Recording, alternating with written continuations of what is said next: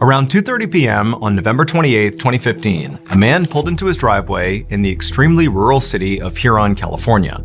He had been away overnight, and so as soon as he got out of his car, he walked right up to his porch and checked his doorknob to make sure his door was still locked. Then he unlocked it and stepped inside. However, as soon as he was inside his house, he just stopped and listened. This neighborhood that he lived in was not a safe place to live. In fact, over the past year, this guy's house had been broken into multiple times. However, he had not reported any of these break-ins to the police because he himself was wanted for felony possession. And so instead of getting the police involved, the man had sort of begun doing his own home security. And so as the man stood there in his doorway listening, he couldn't hear anything and nothing looked disturbed inside of his house. So he flipped on the lights, he walked into his living room, and then he began doing this kind of systematic sweep through his house, checking to make sure there was nothing wrong. Checked the windows, none were broken, goes to the back door, it's still locked. He did notice, however, that his mail that was sitting on one of his tables looked like maybe it had been rummaged through, but at the same time, he couldn't remember if maybe he had been kind of sloppy when he had gone over his mail before he had left the night before. So he didn't know if the mail was a sign of a break-in, but it didn't seem like it.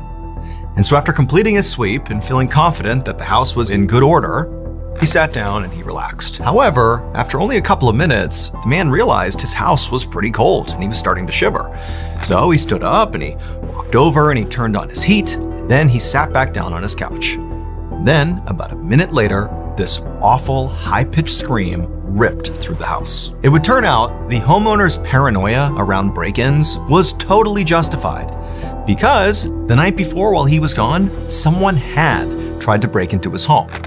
19-year-old Cody Caldwell had snuck onto the roof and attempted to enter this man's house through the chimney, but he got stuck about halfway down. And then, when the homeowner got cold and turned on the heat, what he literally did was he started an actual fire in his fireplace.